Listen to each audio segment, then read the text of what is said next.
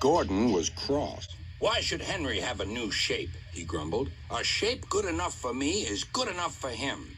He goes gallivanting off, leaving us to do his work, and comes back saying how happy he feels.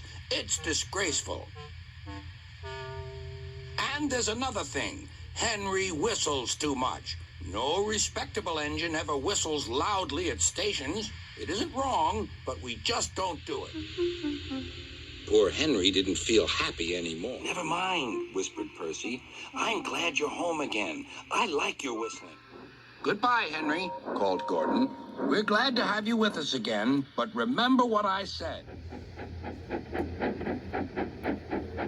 Later, Henry stopped at Edward's station. "Hello, Henry," said Edward. "You look splendid. I was pleased to hear your happy whistle yesterday." "Thank you, Edward," smiled Henry. "Shh. Can you hear something?" "It sounds like Gordon," said Edward, "and it ought to be Gordon. But Gordon never whistled like that." It was Gordon. He came rushing down the hill at a tremendous rate. He screamed straight through the station and disappeared. "Well," said Edward. "It isn't wrong," chuckled Henry, "but we just don't do it." And he told Edward what Gordon had said.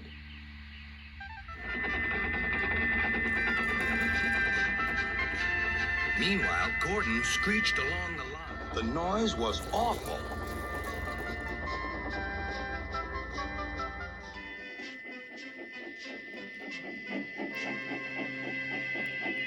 At the station, everyone covered their ears. Sir Topham Hatt covered his ears, too.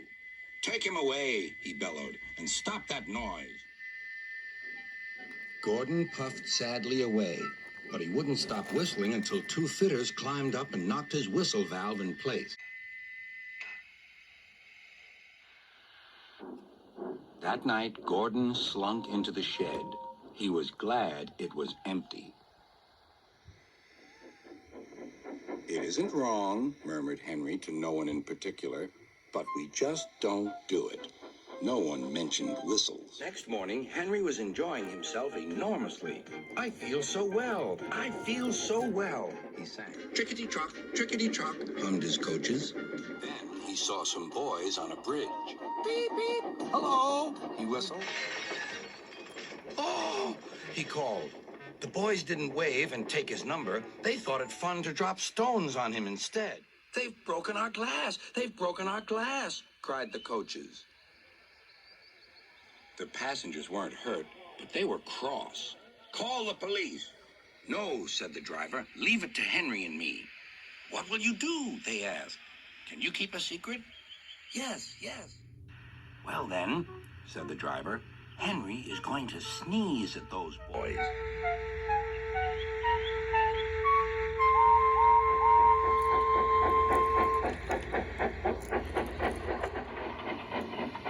Lots of people were waiting at the station just before the bridge. They wanted to see what would happen.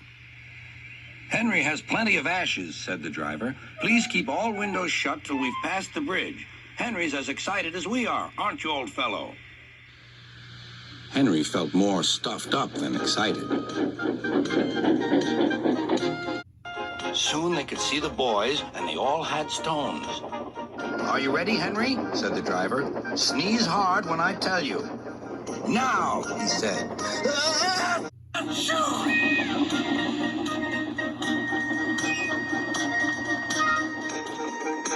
"Well done, Henry," laughed his driver.